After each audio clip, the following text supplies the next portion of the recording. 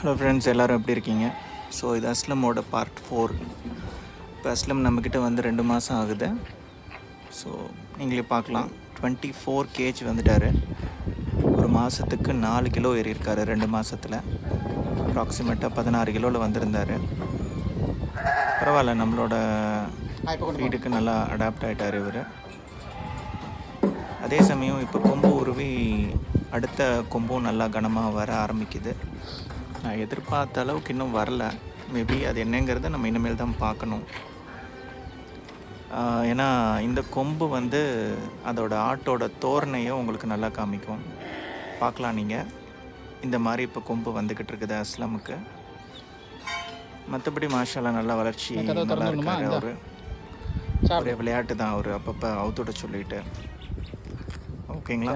சரிங்க ஃப்ரெண்ட்ஸ், நம்ம அடுத்த அஸ்லமோட பார்ட்டில்